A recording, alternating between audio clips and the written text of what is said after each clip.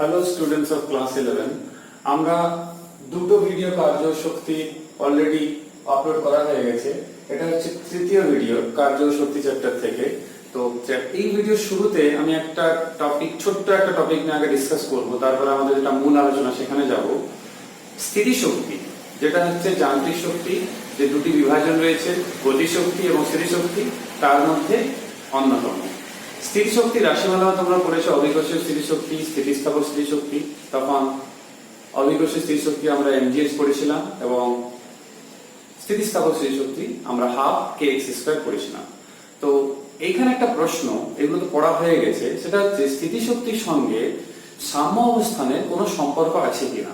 এটা আমাদের কয়েকটা শর্ট প্রশ্ন, এমসিকিউ এবং কিছু নিউমেরিক্যাল যেগুলো অ্যানালিটিক টাইপ প্রশ্ন থাকে, স্পেশালি এন্ট্রান্সে, সেখানে খুব হেল্পফুল হয়। তোমরা একটা লাইন যদি মনে রাখো, তার থেকে কিন্তু অ্যানালাইসিস পুরোটা করতে পারবে। সেটা কি না, স্থিতিশক্তি যে ক্ষেত্রে সর্বনিম্ন হবে কিংবা যে পজিশন কিংবা যে অবস্থানের জন্য সর্বনিম্ন হবে, সেই পজিশন কিংবা সেই অবস্থানই হচ্ছে সেই বস্তু কিংবা সেই কণার ক্ষেত্রে সবচেয়ে স্টেবল কিংবা সবচেয়ে সাম্য অবস্থা। আমি একটা উদাহরণ দিচ্ছি। সাপোজ এরকম একটা কন্টেনারে একটা বস্তু আমি চারটে অবস্থান আঁকলাম।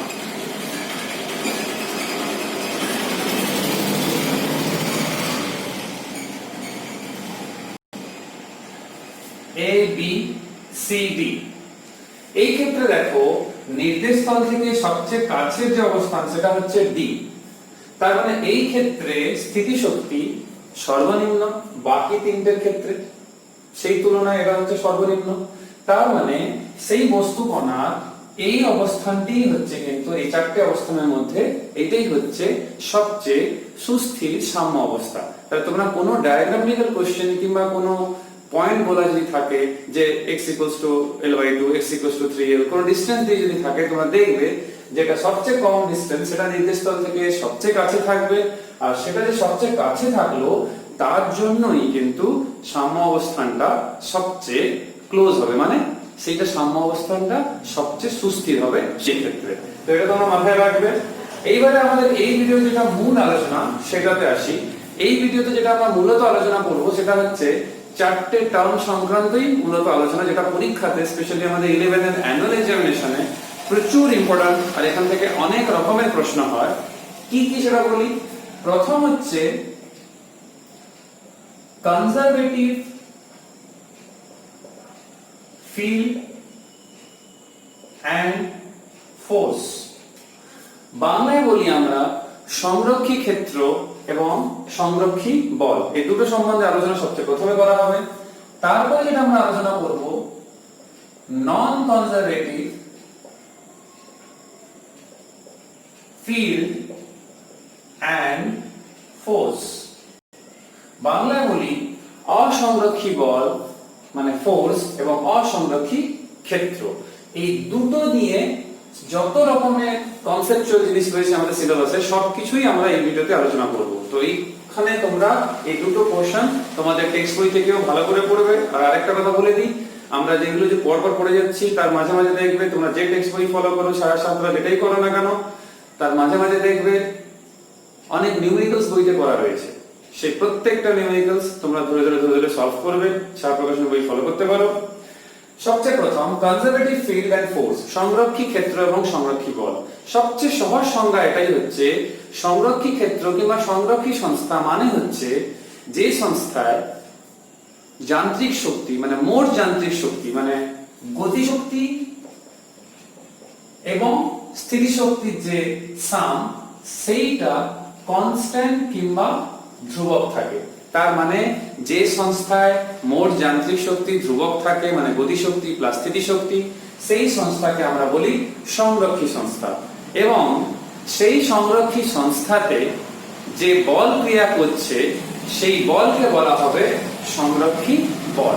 এবং স্বাভাবিকভাবে সেই ক্ষেত্রটাকে বলবো আমরা সংরক্ষী ক্ষেত্র, যে ক্ষেত্রে এই বলটা ক্রিয়া করবে। আমি একটা উদাহরণ দিয়ে বোঝাই, তাহলে বুঝতে তোমাদের সুবিধা হবে। অভিকর্ষ বল, যাকে আমরা বলি ফোর্স ডিউ টু গ্র্যাভিটি, অভিকর্ষ বল। তাহলে এই ক্ষেত্রে পদার্থের যে ভর, যেটা ডিসাইডিং ফ্যাক্টর কিংবা ভৌত রাশি, একইভাবে মহাকর্ষ বল আমরা অবশ্যই বলতে পারি। আমাদের ব্রহ্মাণ্ডে, আমাদের সৌরজগতের যদি চিন্তা ভাবনা করে যদি বলা হয়, তাহলে এই অভিকর্ষ বল কি মহাকর্ষ বল, কিংবা একটা চুম্বকে উত্তর মেরু দক্ষিণ মেরু, কিংবা দক্ষিণ মেরু দক্ষিণ মেরু, কিংবা উত্তর মেরু উত্তর মেরু, এর মধ্যে যে আকর্ষণ বিকর্ষণ বল ক্রিয়া করে, সেইটা এই সংরক্ষী বল। একইভাবে যে দুটো তড়িতাধানের মধ্যে যে ক্রিয়াশীল আকর্ষণ এবং বিকর্ষণ বল, সেটাও কিন্তু সেই কুলম্বীয় বল যাকে তোমরা বলো, সেই বলটাও কিন্তু সংরক্ষী বল। তাহলে আমি আবার বলি, সংরক্ষী বলের সংজ্ঞা জানলাম, যেখানে আমরা দেখতে পাচ্ছি সংরক্ষী ক্ষেত্রে কিংবা সংরক্ষী সংস্থায় যে বল ক্রিয়া করে, সেই ক্ষেত্রকে সংরক্ষী ক্ষেত্র বলছি। শুধু শর্ত একটাই, সেখানে যেন মোট যান্ত্রিক শক্তি ধ্রুবক থাকে কিংবা একই থাকে। নেক্সট হচ্ছে উদাহরণের কথা বললাম, যেটা পরীক্ষাতে খুব লাগে। পরীক্ষাতে সংজ্ঞা, এক্সাম্পল, বৈশিষ্ট্য, পার্থক্য, এই দুটোর মধ্যে অনেক কিছু প্রশ্ন আছে, তো প্রত্যেকটাই আলোচনা করব। নেক্সট যেটা আমি বললাম যে এই সংরক্ষী বল, এর ক্ষেত্রে আমরা উদাহরণগুলো কি দেখলাম না, অভিকর্ষ বল, মহাকর্ষ বল, কিংবা অভিকর্ষীয় যে ক্ষেত্র, মহাকর্ষীয় ক্ষেত্র, যদি ক্ষেত্র দিয়ে উদাহরণ দিতে হয়, যদি বল দেওয়া হয় তাহলে অভিকর্ষ বল, মহাকর্ষ বল, এবং এই কুলম্বীয় আকর্ষণ বল কিংবা তড়িতাধানের জন্য যে বল সেটা, কিংবা চুম্বক মেরুর মধ্যে যে বল ক্রিয়া করে, সবগুলোই হচ্ছে সংরক্ষী বল। একটা কথা তোমাদের মাথার মধ্যে রাখতে হবে যে এই সংরক্ষী বল যখন আমরা বলছি কিংবা সংরক্ষী ক্ষেত্র যখন বলছি, তার মানে হচ্ছে যে এখানে কোন রকমের বাধা প্রদানকারী কিংবা অবক্ষয়ী কিংবা অপচয়ী বল, যেরকম ঘর্ষণ বল, সান্দ্র বল, এইগুলো থাকা যাবে না। এগুলো হচ্ছে অসংরক্ষী বল। সেগুলো সংরক্ষী বলের কিংবা সংরক্ষী সংস্থার ক্ষেত্রে এর কিন্তু কোন রকম থাকার ব্যাপারই নেই। এটা থাকলে সংরক্ষী ক্ষেত্র কিংবা সংরক্ষী বল থাকবে না, এটা মনের মধ্যে রাখতে হবে। আমি এই সংরক্ষী ক্ষেত্র সম্বন্ধে একটা জিনিস বলি, সেটা হচ্ছে আমরা অভিকর্ষ বলকে বললাম একটি সংরক্ষী বল। তো একটু এক্সপ্লেন করি। সাপোজ অভিকর্ষ ক্ষেত্রে একটা বস্তু, সাপোজ এই পেন, তো এইটা যদি এটা নির্দেশতল হয়, এটা ভূপৃষ্ঠ হয়, এখান থেকে আমি বল প্রয়োগ করে এই উচ্চতায় তুললাম। তাহলে এই যে এই উচ্চতায় তুললাম, তাহলে একটা কার্য করেছি। তাহলে এই কার্যটা কেমন না, এই কার্যটা হচ্ছে ধনাত্মক কার্য। তোমরা আগেই কার্য শক্তির ফার্স্ট ভিডিওতে আমরা আলোচনা করেছি ধনাত্মক এবং ঋণাত্মক কার্য। তো এই কার্যটা হচ্ছে ধনাত্মক কার্য। এই কার্য করার ফলস্বরূপ এই কার্যটা এই বস্তুর মধ্যে কি শক্তি আকারে সঞ্চিত হয়ে থাকলো না, স্থিতি শক্তি আকারে সঞ্চিত হয়ে থাকলো। যখন আমি এখান থেকে বস্তুটাকে ছেড়ে দেবো, তাহলে সে গিয়ে কি হবে, নিচে গিয়ে পড়বে ভূপৃষ্ঠে। তাহলে এই সময় একটু ভেবে দেখো তো, যে পরিমাণ কার্য করা হলো সেটা স্থিতিশক্তি আকারে সঞ্চিত থাকলো, সেই শক্তিটা পুনরায় যে সামর্থ্যটা অর্জন করলো সেইটা খরচ করে সে নিচে চলে এলো। মানে যে স্থিতিশক্তি গেইন করলো সেই স্থিতিশক্তিটা আবার লস করে নিচে চলে এলো। তার মানে এটা তুলতে গিয়ে যে পরিমাণ কার্য করা হয়েছিল, এখান থেকে নামার সময় তার সমান এবং বিপরীত পরিমাণ কার্য হলো। তার মানে যদি ধনাত্মক কার্য প্লাস ডাব্লিউ হয়ে থাকে বস্তুটাকে গ্রাউন্ড লেভেল থেকে উপরে তোলার জন্য, নামার সময় মাইনাস ডাব্লিউ পরিমাণ কার্য হলো। তাহলে আলটিমেটলি যোগ করলে তোমরা দেখো শূন্য পাচ্ছ। তো সেখান থেকে বলতে পারছি যান্ত্রিক শক্তি তাহলে সংরক্ষিত থাকছে। তাহলে এটা অভিকর্ষ বলে উদাহরণটা একদম পারফেক্ট হবে এই ক্ষেত্রে। এটা খুব সহজ, সবাই পরীক্ষায় লিখতে পারবে, এটা পড়বে তোমরা। এইবার প্রশ্ন হচ্ছে এই সংরক্ষী ক্ষেত্রের ক্ষেত্রে বলা হয় যে বদ্ধ পথে কৃতকার্য শূন্য সংরক্ষী বলের ক্ষেত্রে, মানে যে সংরক্ষী ক্ষেত্রে সংরক্ষী বল ক্রিয়া করছে সেখানে বদ্ধ পথে কৃতকার্য শূন্য। এবার বদ্ধ পথে কৃতকার্য শূন্য মানে ব্যাপারটা এইভাবে বোঝায়, আমি একটা সহজ উদাহরণ দিয়ে তোমাদের বোঝাচ্ছি। সাপোজ এইরকম একটা পথ রয়েছে, এটা এ, আর সাপোজ এই বিন্দুটা আমি ধরলাম বি, এটা 1 নম্বর পথ, এইটা 2 নম্বর পথ। ধরো এইভাবে কেউ গেল, আবার এইভাবে ফেরত চলে এলো। সিম্পল লজিক বলি, এ থেকে বি বরাবর যেতে যদি কার্য হয় W1, আর বি থেকে এ মানে এই রাস্তা দিয়ে যখন 2 নম্বর পথ দিয়ে যখন আসা হয়, যখন যদি কার্য হয় W2, তাহলে যান্ত্রিক শক্তির সংরক্ষণ নীতি এবং সংরক্ষণ যে সংরক্ষী বল তার ক্ষেত্রে আমরা বলতে পারি যে এই দুটোর সাম কিন্তু শূন্য হবে। মানে কি, এ থেকে বি তে যে আমরা নিয়ে যাচ্ছি সেই ক্ষেত্রে যে পরিমাণ কার্য হবে বি থেকে এতে নিয়ে যাওয়ার জন্য, তার কার্যের সমান এবং বিপরীত পরিমাণ কার্য হয়, যাতে করে দুটো যোগফল শূন্য হয়। কিন্তু এটা স্ট্রিক্টলি শুধুমাত্র সংরক্ষী বলের দ্বারা যে কৃতকার্য তার ক্ষেত্রেই এটা হয়ে থাকে। গাণিতিকভাবে আমরা বলতে পারি, আমরা জানি কৃতকার্য সমান হচ্ছে f ডট dr, মানে ক্যালকুলাসের দিক থেকে যদি আমরা বলি, তো w ইকুয়ালস টু যে f ডট dr হচ্ছে, প্রথমে যখন এক নম্বর পদ বরাবর গেল তাহলে আমি এটা বলতে পারি w1, তাহলে w2 কত হবে না b থেকে a যাচ্ছে, তাহলে b থেকে a f ডট dr। নিয়ম মাফিক সংরক্ষী বলের ক্ষেত্রে w1 w2 ইকুয়ালস টু 0 হবে। এটা প্রুফ আমরা এইভাবে করতে পারি, দেখো যদি আমি x বরাবর ডেল্টা x সরণ হয়, সেই সরণটা কেমন না একটা সংরক্ষী বলের বিরুদ্ধে সরণ। সেই সংরক্ষী বল যদি f হয়, তাহলে কৃতকার্য যদি ডেল w হয়, তাহলে সেটা কত আসবে -f ডেল x। মাইনাস কেন তোমরা বুঝতেই পারছো, এই মাইনাসটা আসছে যেহেতু সংরক্ষী বলের বিরুদ্ধে ডিসপ্লেসমেন্ট কিংবা সরণ হচ্ছে, ওই জন্য মাইনাসটা হচ্ছে। একেই আমরা বলি ডেল ইউ, মানে স্থিতিশক্তির পরিবর্তন। কেন, যে পরিমাণ কার্য করা হলো সেইটাই কিন্তু তার মধ্যে স্থিতিশক্তি আকারে সঞ্চিত হলো। এটা যেরকম আমি x বরাবর বলেছি, যদি x y z তিনটেকে একসঙ্গে নিয়ে আসি, যেটা ভেক্টরে আমরা করি, তখন আমরা এরকম বলতে পারবো ডেল ইউ, কিংবা অনেক বইতে ডেল ভি রয়েছে, তো সেটা লিখতে পারবো কত -f ভেক্টর ডেল x এর জায়গায় লিখতে পারবো ডেল r, মানে dr। তাহলে এরকম লিখতে পারি ডেল ইউ কিংবা del v equals to -f dot dr, অথবা আমরা এরকমও লিখতে পারি f ইকুয়ালস টু -dv বাই dr অথবা -du বাই dr। এটাও কিন্তু উপযুক্ত। এবার এখানে ভেক্টর থেকে স্কেলার কি করা হলো না, আমি একটা জেনারেলি জাস্ট লিখেছি, কারণ হচ্ছে আমরা একটা ভেক্টর রাশিকে প্রত্যেক বিন্দুতে তার মান অভিমুখ জানতে হয়। যখন একটা স্কেলার রাশি তাকে প্রকাশ করছি, যেরকম এই ক্ষেত্রে বিভব কিংবা স্থিতিশক্তি, যেটা সংরক্ষী বলের জন্য কিংবা সংরক্ষী বল যে ক্ষেত্রে রয়েছে তার ক্ষেত্রে শুধুমাত্র প্রযোজ্য, সেই ক্ষেত্রে কিন্তু আমরা একটা স্কেলার দিয়ে প্রকাশ করতে পারি। কিন্তু এটা একটা উপাংশ হিসাবে লিখছি। যখন আমরা থ্রি ডাইমেনশনে লিখবো, ধরো f মানে কত ifx jfy kfz, তখন কিন্তু এটা আলটিমেটলি ভেক্টরই বোঝাবে। এটা মানে হচ্ছে কি স্থিতিশক্তি কিংবা বিভবের নতিমাত্রা, এটা নতিই হচ্ছে। যেরকম তোমরা পড়তে একমাত্রিক গতিতে dy বাই dx, ঠিক ওই রকমই এটা হচ্ছে dv বাই dr। এবার আমরা পুরনো আলোচনাতে আমরা ফিরে আসি। এই যে আমরা দেখছি del v equals to f dot dr, তাহলে বুঝতেই পারছো এই ক্ষেত্রে যে মানটা আমরা পেয়েছি এই w1 w2, ক্যালকুলাসের নিয়ম অনুসারে w2 কে যদি আমি এইটা লিখতে চাই f dot dr a to b যদি লিখতে চাই, তাহলে কি হচ্ছে b থেকে a আছে কিন্তু আমি লিখছি a থেকে b, তাহলে কি হবে না একটা মাইনাস চিহ্ন আসবে। তোমরা এবারে লক্ষ্য করে দেখো এই w1 আর w2 একই মতো দেখতে, শুধুমাত্র একটা মাইনাস চিহ্ন ফারাক রয়েছে। তাহলে দুটোকে যখন আমি যোগ করব তখন w1 w2 0 হয়ে যাবে। এইটা পরীক্ষাতে আমাদের একটা 3 নম্বর একটা 2 নম্বর খুব ইম্পর্টেন্ট প্রশ্ন রয়েছে, সেটা হচ্ছে দেখাও যে সংরক্ষী বল দ্বারা কৃতকার্য বদ্ধপথে শূন্য। এইখান থেকে দুটো কনক্লুশন আর একটু এক্সপ্লেনেশন আমি আরেকটু দিই, সেটা হচ্ছে যখন এই a থেকে b তে যাচ্ছে যে পরিমাণ কার্য করছে বদ্ধপথে, b থেকে যখন a তে যাচ্ছে একই পরিমাণে কার্য করছে, কিন্তু যদি এটা ধনাত্মক কার্য হয় এটা তখন হচ্ছে ঋণাত্মক কার্য, এই জন্য যোগফলটা কিন্তু শূন্য হয়ে যাচ্ছে। তো লজিক্যালি প্রমাণ করা যায়, আবার এরকম ডায়াগ্রাম ড্র করে ম্যাথমেটিক্যালিও প্রমাণ করা যায়। তোমাদের টেক্সট বইতে, ছায়া টেক্সট বইতে কিংবা শান্তিতে থিওরিটিক্যালি রয়েছে, কিংবা দত্তপাল বিষয় সেই বইগুলোতে গিয়ে ম্যাথমেটিক্যালি রয়েছে, তোমরা যেটা কিছু ফলো করতে পারো।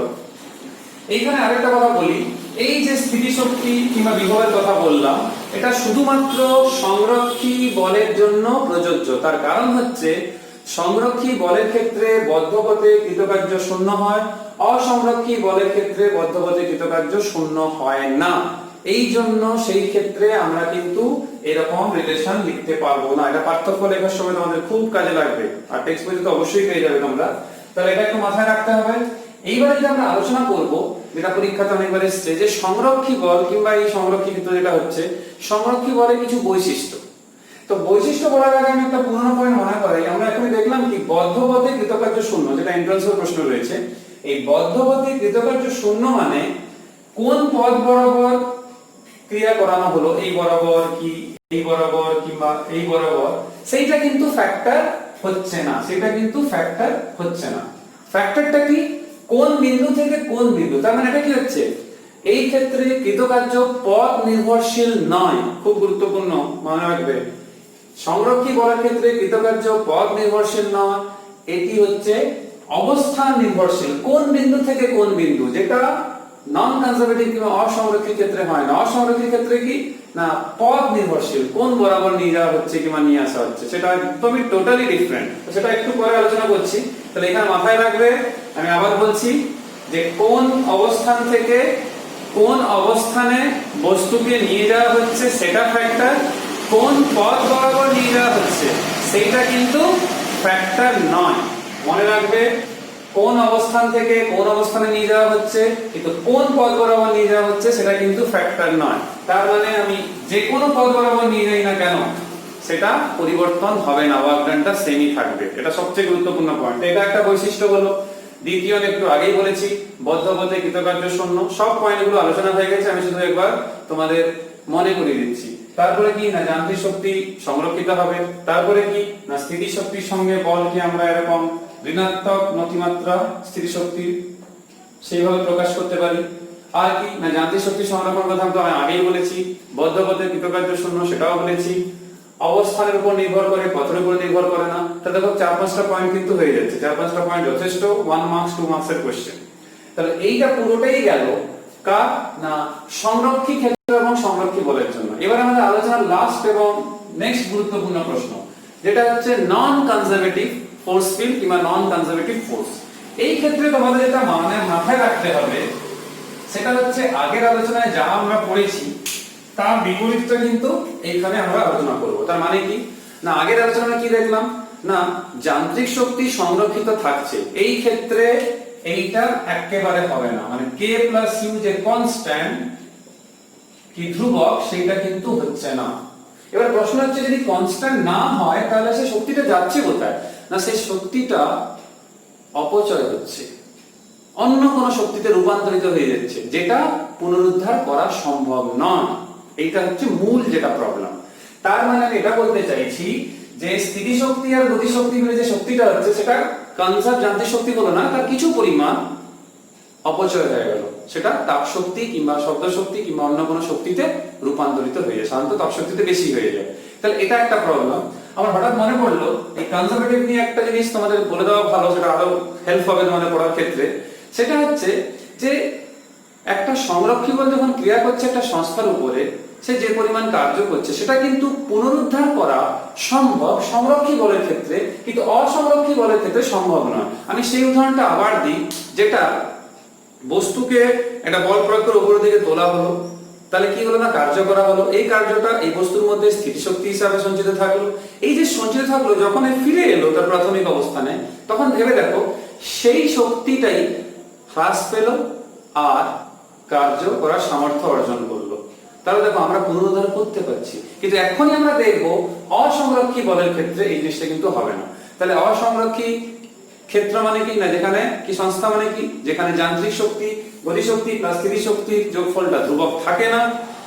আর সংরক্ষী ক্ষেত্রে আমরা দেখেছিলাম ধ্রুবক থাকে, কিন্তু সংরক্ষী ক্ষেত্রে আমি আবার একবার মনে করি গতি শক্তি ধ্রুবক আর স্থিতি শক্তি ধ্রুবক আলাদা ভাবে ওটা হয় না। কিন্তু সেখানে গতি শক্তি স্থিতি শক্তি পরিবর্তন হয়, কিন্তু দুটো যোগ করলে সেটা ধ্রুবক হয়। তার মানে কোনো কারণে ধরো কোনো সংরক্ষী ক্ষেত্রে গতি শক্তি বেড়ে যাচ্ছে, তার মানে ডেফিনেটলি সেখানে স্থিতি শক্তি সেই হারে কিন্তু কমছে। আবার আসা যাক এই অসংরক্ষী ক্ষেত্রে যেটা আমাদের মাথায় রাখতে হবে সেটা হচ্ছে যেমন ধরো ঘর্ষণ বল, এটা হচ্ছে একটা অসংরক্ষী বল কিংবা সান্দ্র বল। যারা যারা বাধা প্রদান করে তারাই হচ্ছে অপচয়ী বল, তারাই হচ্ছে আমাদেরকে আমরা বলি যাকে যে এই বলগুলি অসংরক্ষী বলের উদাহরণ। তাহলে ঘর্ষণ বল অসংরক্ষী বলের আদর্শ উদাহরণ হবে। আমি একটা উদাহরণ দিই। সাপোজ এরকম একটা অমসৃণ তল আছে আর এরকম একটা অমসৃণ নদতল আছে সাপোজ। তাহলে এই দুটো এক্সাম্পলই একই রকম।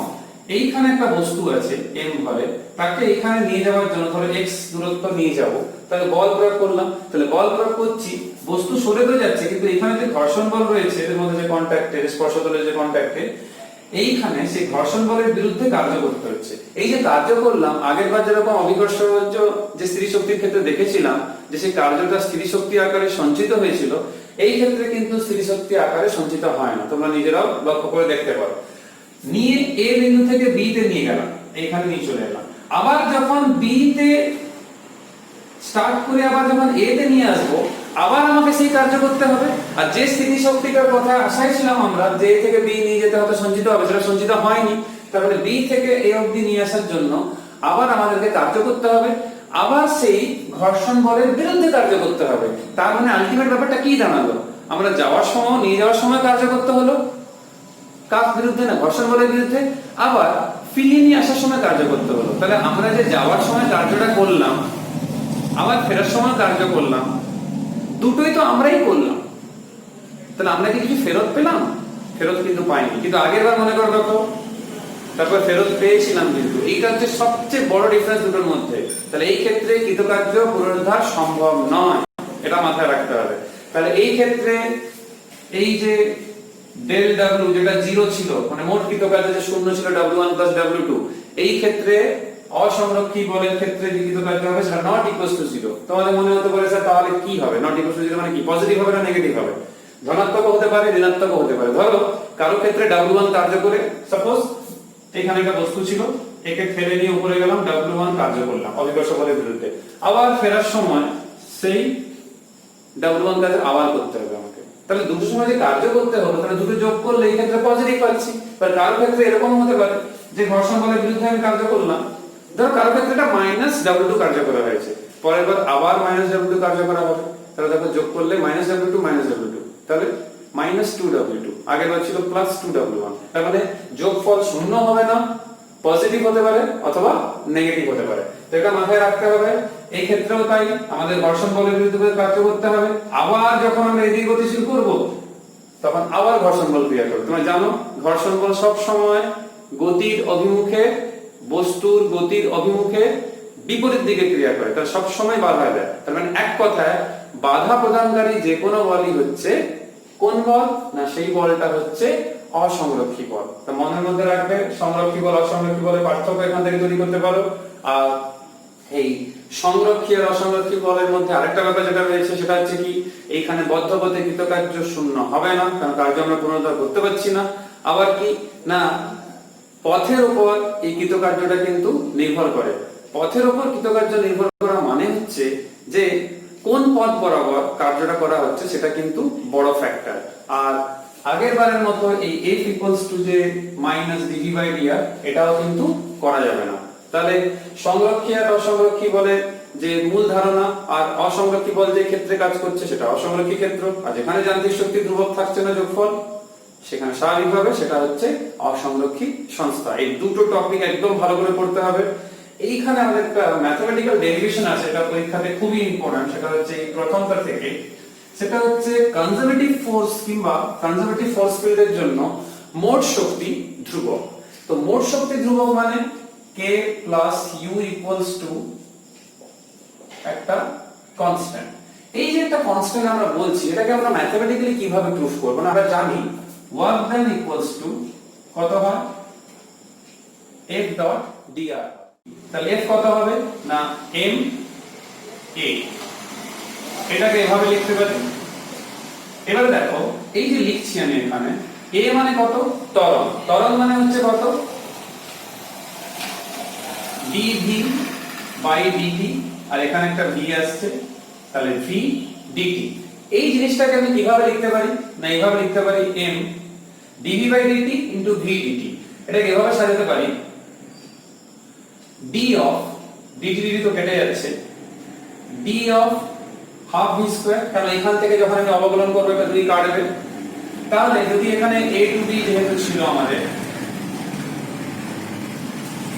তাহলে এখানে কত লিখব, ½ m, যেহেতু আমরা ক্যাপিটাল V ইউজ করেছি, তাহলে ½ m v², ½ m v a²। তো এরকম একটা সমীকরণ পাবো। একইভাবে স্থির শক্তির পরিবর্তে যদি আমরা বের করি, আমরা দেখেছিলাম, তোমাদের মনে করে দেখো আমরা এরকম দেখেছি, এটাকে কিভাবে লিখতে পারি আমরা, না du যদি ভেক্টর আকারেও লিখি তাহলে এরকম লিখতে পারি -f.dr। তার কারণ হচ্ছে এই ক্ষেত্রে ভেবে দেখো একটু, এইটাই কিন্তু কৃতকার্য, আর সেটা কিন্তু স্কেলার রাশি স্থির শক্তির মতোই, আর কৃতকার্য দিয়েই আমরা শক্তি পরিমাপ করে থাকি। তাহলে এখান থেকে আমরা বলতে পারি, যদি এটাকে u লিখি আমি, তাহলে ব্যাপারটা কেমন দাঁড়াবে, f.dr a থেকে b। এবার এখানে মাইনাস চিহ্ন থাকছে, বুঝতেই পারছো। তাহলে মাইনাস চিহ্ন থাকা মানে কি, এইটা অ্যাকচুয়ালি এটা তাহলে এটা কেমন লিখতে পারি না ইন জেনারেল আসা উচিত এটা, কিন্তু বাইরে একটা মাইনাস চিহ্ন আছে, তাই তো?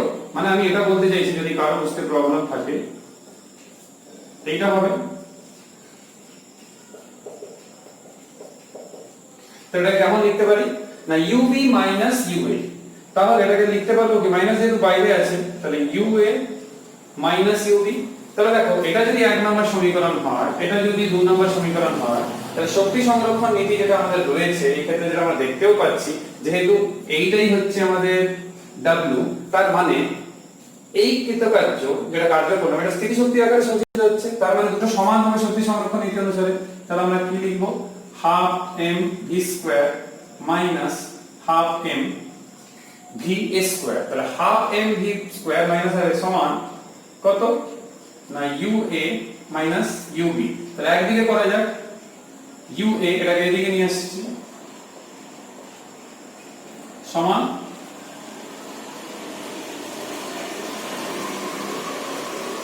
এইটা হচ্ছে গতিশক্তি A বিন্দুতে, আর এইটা হচ্ছে গতিশক্তি B বিন্দুতে। তাহলে দুটো একই থাকছে, পরিবর্তন হয়নি।